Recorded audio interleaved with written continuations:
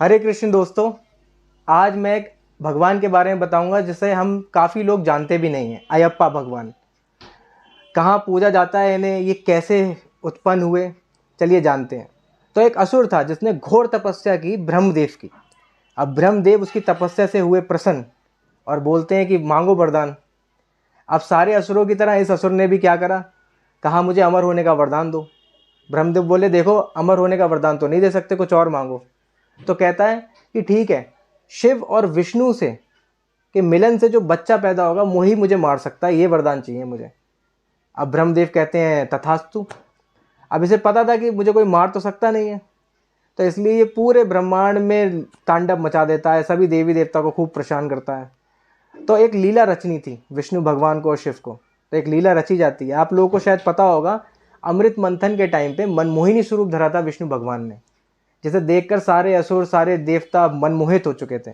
सबके हृदय में विवाह की भावना थी। बस एक सूर्य देवी थे जिनके हृदय में बेटी का भाव था मनमोहिनी को देख के। फिलहाल जब शिव जी को पता चला कि विष्णु भगवान ने मनमोहिनी का स्वरूप धरा है, तो वो पहुँचे, बोले प्रभु आपने इतना बढ़िया स्वरूप धरा, सारे लोग प्रसन्न हैं, मुझे देखने को भी नहीं मिला, मुझे देखना है वो स्वरूप। अब विष्णु भगवान कहते हैं कि अरे प्रभु आप मेरे आराध्य हो, मैं सबको कंट्रोल कर सकता हूँ, पर अगर आप मनमोहित हो गए तो मैं आपको कंट्रोल नहीं कर पाऊंगा। अब शिव जी कहते हैं नहीं नहीं मुझे तो देखना है। तो विष्णु भगवान कहते हैं ठीक है, जब आप आंखें खोलेंगे, आप अपने आंखें बंद कर लीजिए, जब आप आंखें खोलेंगे तो आप मनमोहिनी स्वरूप को पाएंगे। शिव जी फटाफट अपनी आंखें बंद कर लेते हैं। अब जब आंखें खोलते हैं तो अपने सामने मनमोहिनी स्वरूप को देखते हैं। अब वो जब मनमोहिनी स्वरूप को देखते हैं तो मनमोहिनी स्वरूप जो होता है वो उनका ही करके भागने लगती हैं पहाड़ों पे। शिव जी उनके पीछे पीछे भागने लगते हैं। तो कहते हैं शिव जी के अंदर जो मनमोहन रस होता है वो टपकता है, उससे हीरे जवाहरात पैदा होते हैं।